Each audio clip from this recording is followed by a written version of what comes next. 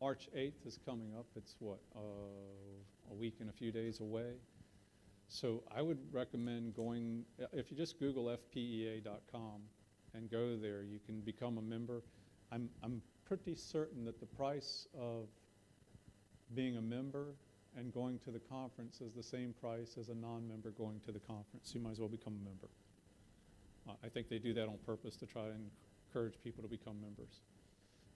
There are other things as we get closer. We don't have to do advanced registration for if you have teenagers going. There's a children's program. There's other things that you can find out about at the website. But all I did was Google FPA 2024 convention, and it takes you right to that web link. No, I'm not advancing. Can you advance the slide for me, Sarah, please? Maybe we can't. We get stuck every now and again. So their theme this year is Let's Celebrate. I don't know what that means. So what they do, I don't know if you, graduation dinners. So if you're a part of FPEA, when your children do graduate, they actually have on the Sunday. So we usually go Friday and Saturday, but on the Sunday, they have a graduation ceremony for all the kids throughout the state of Florida. So your kids will actually get to walk across the stage, get a diploma. All right, so next slide.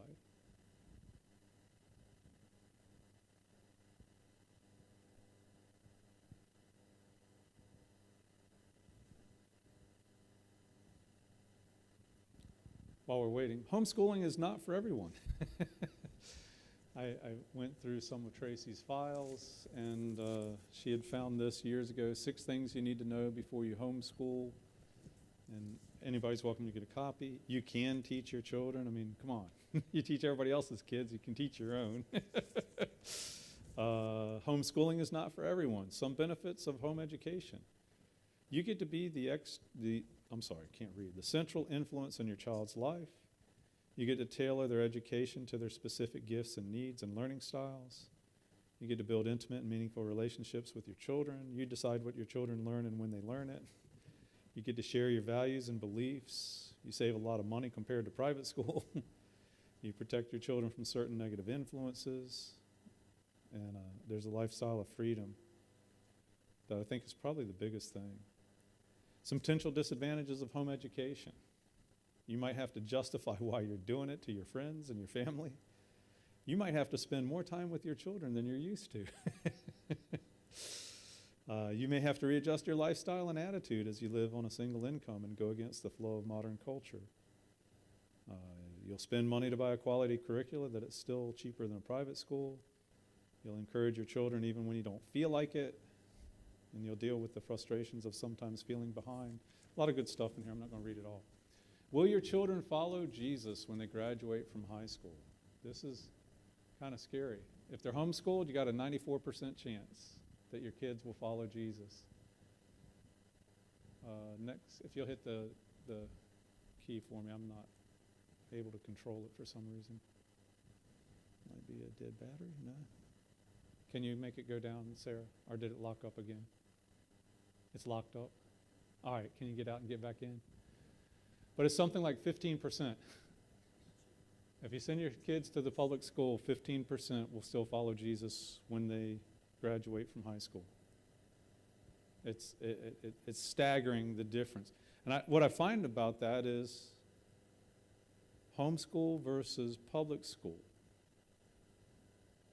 And they both go to church. So yeah, go ahead and go through. Keep going. 94% of homeschoolers keep the faith, and 93% keep going to church after high school. 75 to 85% of Christian children sent to public school drop out of church, and they no longer have a Christian worldview by the time they graduate from high school. This is just the statistics. This is what you're up against. Okay, next slide. Why is that? Because if you walk with a wise person, what are you going to do? Become wiser. But a companion of fools is going to suffer harm, and there's a lot of foolishness. And then the other one is this one, the next proverb. Oh, maybe we'll get there. I don't know why PowerPoint keeps locking up today. This is so important. This is why Tracy and I both believed in homeschooling. Think about this. The student is not above the teacher, but everyone that becomes complete as a student will be like their teacher. Your teacher has the greatest influence on your child when they go to public school. So you get a good teacher, you get a good influence. What is our current vision for Shekinah? I see a homeschool fellowship. In my mind, where we're at today, we don't have anybody living on the property. We have property we could develop. One day we could maybe put another building on here. We could put houses for people to live in. But as it stands today, what we have is a church sanctuary and a church dining hall and a church classroom. The sanctuary gets used on services, prayer meeting. The dining hall gets used for lunches and now Monday night meetings. But the rest of the time, these facilities are not being used. Cost same maintenance. Okay, we might spend a little more electricity if we use it more during the day, but it's not a big uptick in costs compared to what it provides us. Unfortunately, Miami, Boynton, local, and PSL. And Loxahatchee. So the problem with using the facility is most of the church comes from a far distance. But it is the thing we have. This building is ours. I am not going to put it in the ground when I die. Somebody else is going to take care of it. So why not use it? And so what is a homeschool fellowship? Well, right now, the two families in the church that are homeschooling, Brother Jason Corsino and his wife Leah, have 2 children that they school themselves at home. And then Brother Yodley and Sister Biani have the 3 that are really in school, and 1 on the way and another one that is still in diapers. So Biani does everything at home all week long. And if you ever talk to her, she has mentioned to me over the years, I never get a break. So, I mean, it's like, she's mom, she's teacher, she's wife, she's daughter-in-law, so she has a lot of hats she wears, a lot of responsibilities. And so what I envision with a homeschool fellowship is a way where we can share the load and free up time if it works out. If it doesn't work out, it doesn't work out, but you never know until you try. So that's why I call it a homeschool fellowship, so that you don't have to do everything by yourself. And what does that look like? Well, currently, my vision, and obviously this can change. We've never done it, so you got to start somewhere. This is my position I throw out. If you look at it, the labeling is parent 1, parent 2, parent 2, parent 1, parent 3, parent 4, parent 4, parent 3. My idea, just off the top of my head, and again, this is just an idea like spaghetti thrown at the wall. If it sticks, it sticks. If it doesn't, we'll pick it up and try a different thing. But if you had 4 families, you're probably looking at somewhere around 10 children, maybe a little more, maybe a little less. I don't know. But I would think at a minimum, if you had 4 families, we already got 2 that are doing it, you add 2 more. Then if you just take the traditional model where dad works and mom stays home, doesn't have to be that way. I don't have any problem with dad staying home and mom working. But whatever way you work it out, that's why I put parent 1 and parent 2. My thought was you team up. Let's say Dawn and Marjorie were the team, and Stephanie and Biani were the team. Well, one day, Stephanie would be the lead. She'd be parent 1. And then the next day, Stephanie would be the helper, so that she doesn't have to carry all the load. Now, if it works out that Stephanie and Biani think Stephanie ought to teach all the time and Biani be the helper, and they're both good with that, fine, I don't care. Work it out. But the idea being that Stephanie and Biani would be responsible for all the children on the first 2 days. Then the next 2 days, it would be Dawn and Marjorie. And then on Friday, again, this is just an idea. It's a toss-out. We can modify it however we would want to do it. We'll work with it and see. But on Friday, it's a family day. You have your own children. So instead of the current model, which is Monday, Tuesday, Wednesday, Thursday, Friday, Biani has to do all the kids. She's got no help. She's doing three kids and taking care of another one.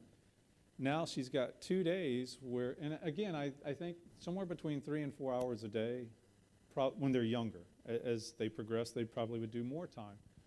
But as far as being here, using the facilities, somewhere around 3 to 4 hours a day, 4 days a week, gives the parent, the mother that isn't there for 2 days, she's got 2 days to get things done for half a day, right? If you drop your kids off at 9 and you pick them up at 1 or 8 to 12, whatever, or 8 to 11, I don't know, whatever it works out to be, at least you've got 2 blocks of time you can count on instead of you're always trapped at home doing everything.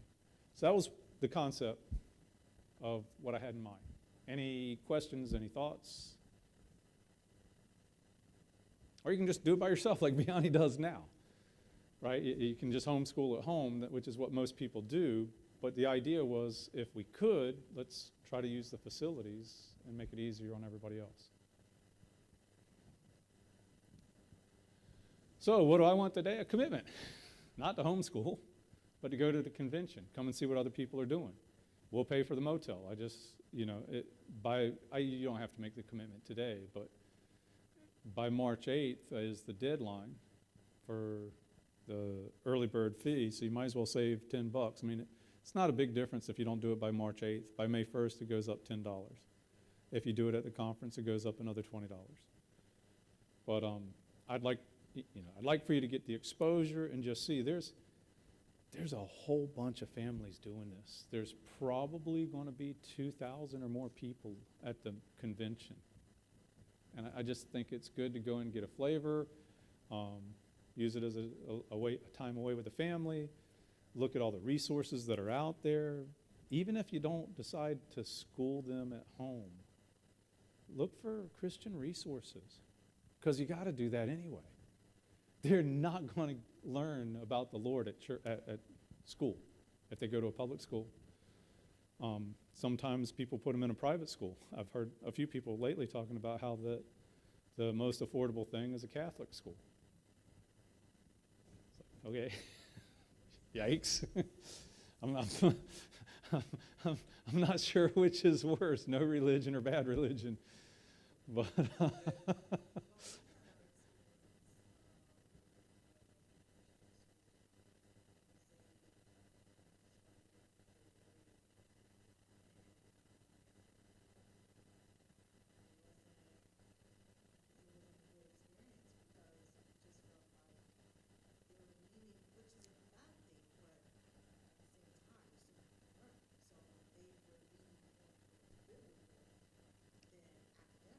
yeah.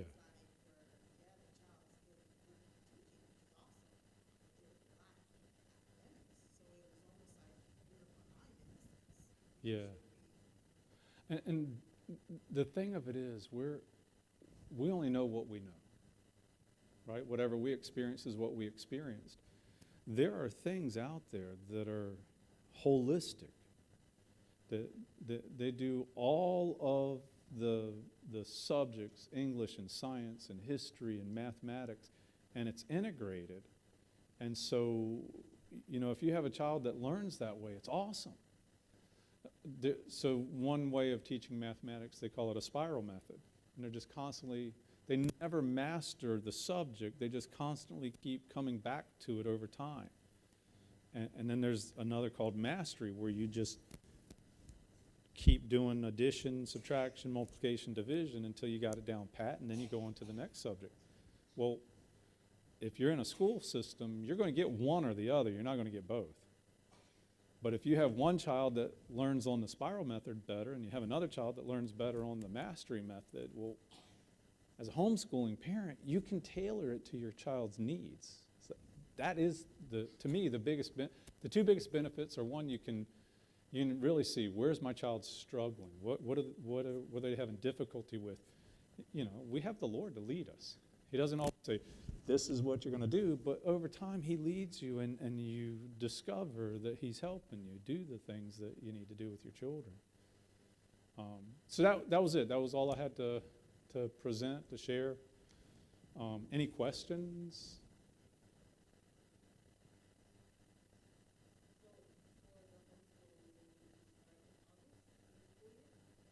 I would love for you guys, yeah. I think you need at least 4 families to make a fellowship work. Otherwise, 2 families, you're just kind of doing it yourself together, which isn't bad, but it's more like sharing 2 families rather than actually creating a fellowship. So, but yeah, pretty much what you want to do, I'm just letting you know, we're here to support you. At the end of the day, you have to make the decision for your child, your children.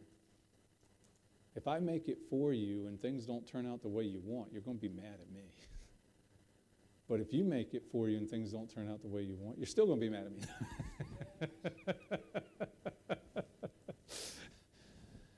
But we did pray all those years ago, and the Lord, he specifically used the word facilitate. And so, facility is part of facilitate. And that's what I'm providing. We'll pay the electric bill, we'll pay the water bill, we keep it, whatever the church pays, the church is already paying. Use the facility to raise the children, however you want to do it. If you want to do it 1 day a week, 2 days a week, 5 days a week, you guys are going to learn to work together and raise your kids together. That's my vision for where we're at today with the resources we have. If you got a different vision, I'm open. But I'm just saying, to get started, at least Biani's been doing it for 2 years now. And the other thing is, if you really do need financial help for the curricula, we have people that donate money all the time for that. So people will actually buy the curricula for your children. So that money shouldn't be the problem. But it is so different than what we grew up with. Marjorie, we all went to school.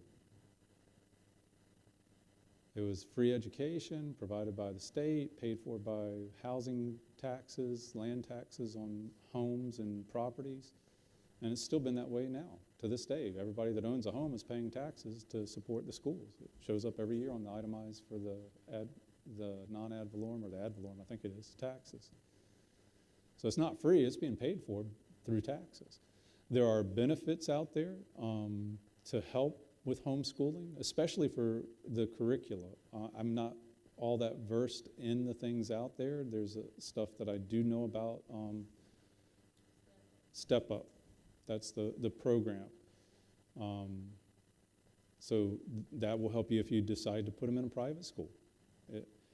The problem I have with private school is the same thing I have with public school, and that is that you're institutionalizing your children, and somebody else is now becoming their teacher. At least here, you're going to share the load, right? And if you want to just do it all by yourself, you're more than welcome to do that. I think that's hard, personally, to do everything else and do all the homeschooling by yourself. I think that's hard. A support system never hurts, right? Any other questions? Thoughts? I wish you guys, Dawn's job moved to Palm Beach Gardens. That'd be awesome. But so long as you're down in Miami, I know you're not going to drive up here. Although we are looking into getting a Zoom license, I don't know how beneficial that would be because, again, now you can't share the load because if you're homeschooling and you're using Zoom, well, most of the programs, for instance, Bradenton and Miami. I'm not sure if Tennessee uses the ACE program or not, but I know that Bradenton and Miami use the ACE program. And with ACE, you can get certified. So it's called Bradenton Gospel Tabernacle School, but it's not really school classroom the way we're used to thinking about classroom school. Each child has their own desk, they got computers, but they have a flag, and they have these booklets that they use called PACEs. And the ACE is the accreditation, and then the PACE is your personalized ACE.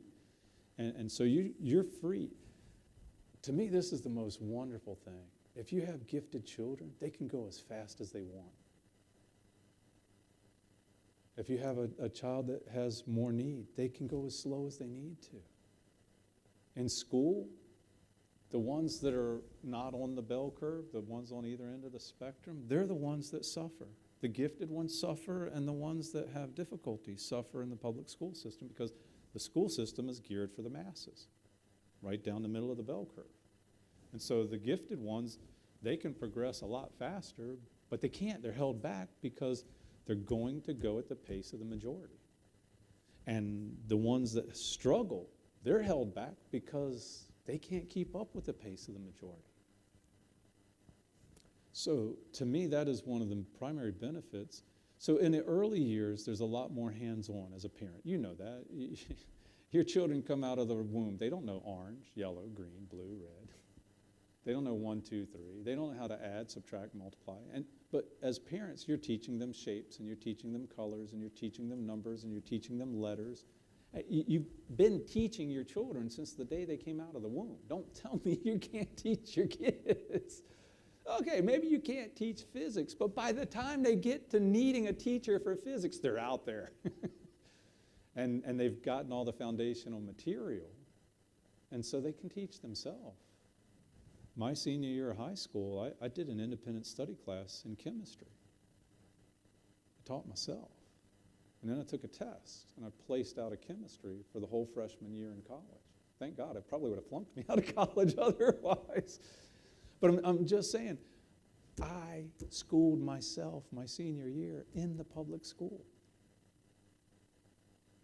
So by the time someone gets to the advanced stages, 9th, 10th, 11th, 12th grade, hopefully they're already teaching themselves. If they still need to be spoon-fed at that age, the system has failed them. Because the goal of learning isn't to assimilate facts and information, but it's to acquire a love for learning and the ability to do it. Because we learn our whole lives. Anything else? Short meeting, 3 to 3:30.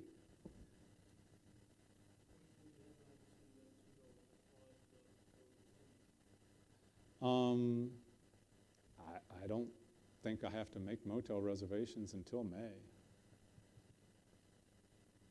So, but I mean, honestly, I'd like for everybody to go, if for nothing else, have 2 days off. Travel to Orlando. We'll go out to dinner on Friday night. Typically what we do is go up on Thursday night after work, stay Thursday night, Friday night, and then check out Saturday morning, go to the conference, and drive back Saturday evening. So we'll pay for 2 nights at the motel, and we'll pay for dinner on Friday night. And then you have to pay for the registration and the cost to get there and whatever you want to eat, other than if you only want to eat 1 meal while you're gone, you got it covered. Now, Steph, I don't know. You're probably not going to be, are you thinking by May you'll be ready?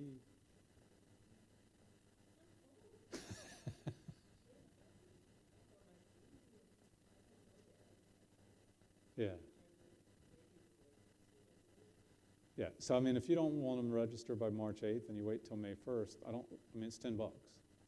It's not the end of the world, right? Just skip a coffee one day. Or 2 days, or whatever day it is you buy coffee. So the price goes up every year. It is now up to $140. Because by the time you register for FPA and then pay for the conference, I'm pretty sure it's $140.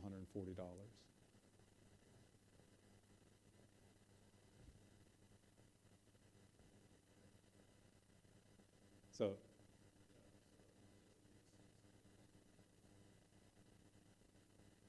it doesn't make sense? So to me, it makes sense. If you don't become an FPEA member, you're going to pay $140. And register for the conference, $140. So you might as well become a member, right? It's the same price. You might as well become a member and pay the lower fee. I think they do this as an incentive to get people to step up and become a member, because FPA does a lot. They have 12 regions throughout the state. They have a whole lot of local coordination, moms getting together, groups getting together, activities. They channel a lot of energy into lobbying at the state level to make sure that you have the right as a parent to keep homeschooling your children. To me, it's a worthwhile organization. I pay the membership every year just to be a part, to do something that's helping other people. Except for last year. Last year didn't count. Okay. Any other questions? Yes, sir. Yeah, you go to the website and you register. Let me know, and however many want to go, and I'll do my best to get us into the motel where the conference is. If we wait too long, those rooms do sell out. So as soon as you know, let me know, and we might end up booking 3 of us at the hotel and everybody else is off-site if you wait to tell me and there's no rooms left. There's no rooms left. But as soon as I know, I'll book a room.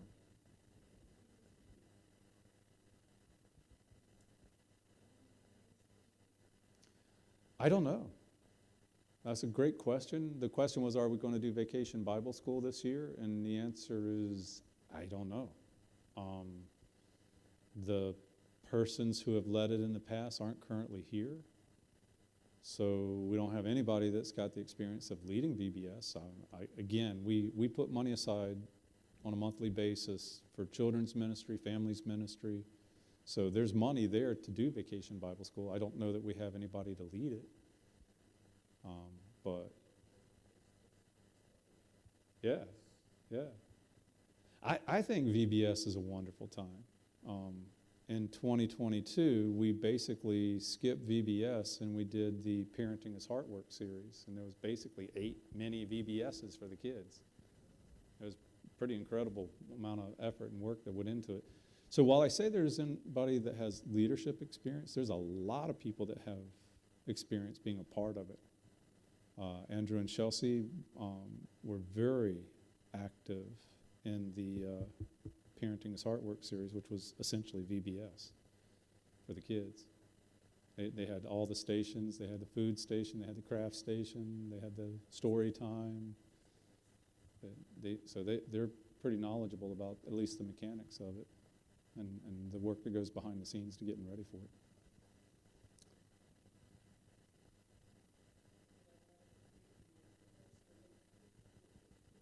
Yeah, if we do VBS, although I think VBS is way over the top compared to homeschool. Yeah, VBS you cram as much as you can into 1 week, 5 nights, whatever.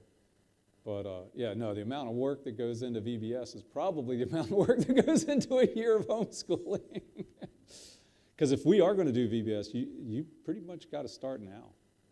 Getting organized and getting materials together and planning and figuring out who's doing what. Again, we're here to support. Sister Virginia, you've had a lot of experience in children's ministries when you were pastoring with your husband in Brazil, right? Yeah, so she's worked with children for 20 years, back, albeit years ago. So she's got quite a bit of experience as well.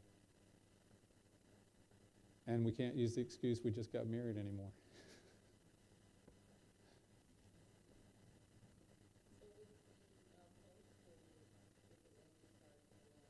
August or September.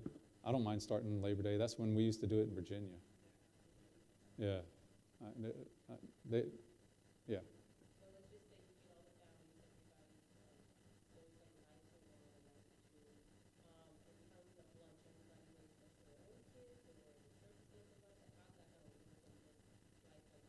So if you're going to do lunches, the easiest is you bring your own. The second easiest is you prepare it here. We have kitchen, we have gas burners, we got ovens. If I'm envisioning 4 to 6 families, I don't think we can't cook here. Meaning we could definitely cook here for 4 to 6 families. I don't see any reason why we can't. Chicken nuggets, mac and cheese, whatever, salads, peas, carrots, I don't know, whatever you want to serve, but that is going to be on the parents, right? Now, again, I think there are resources that we can tap into to help for the finances.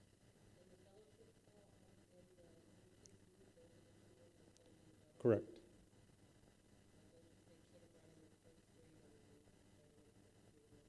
Well, I guess it'd be second through fourth, right? Fifth, whatever. And again, I am not locked in on grades. We batted around the idea of, is there a cutoff? A lot of churches, when they start with VPK and kindergarten, and then they grow their program as it goes. Because Biani already has Kaylee, and I'm not sure exactly what grade she's in, I wouldn't want to say there's a grade level and cut Kaylee out. So in my mind, it's just, we're going to raise our kids in the old schoolhouse method. And I don't see us necessarily starting out with teenagers, but if the Lord provides, we'll go that way too. It's just most of the families have young ones, except for Brother Ben. He's got them all. He could start his own one-room schoolhouse.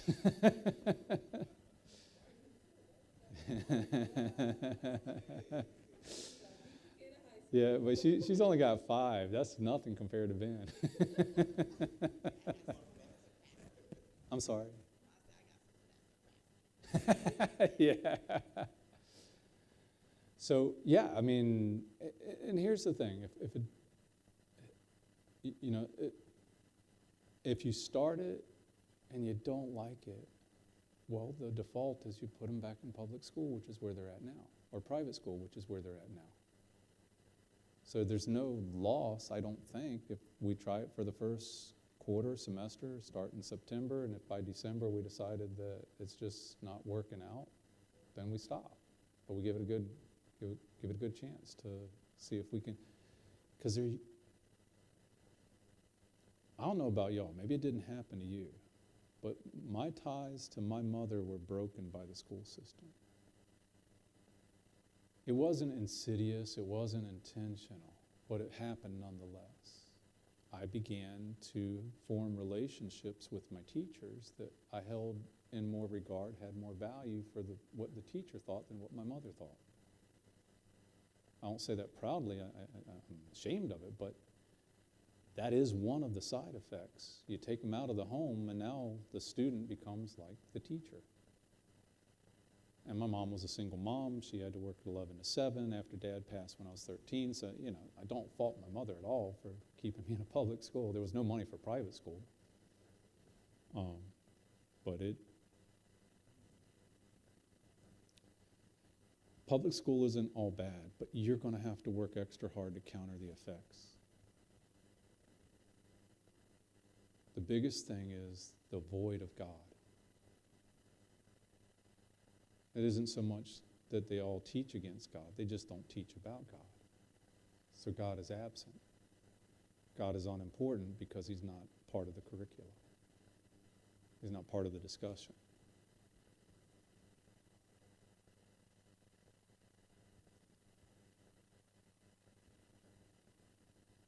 All minds clear? All right. Where are we going to go to church tonight? Some of y'all are going to go home and rest, especially the pregnant ones. Thank you so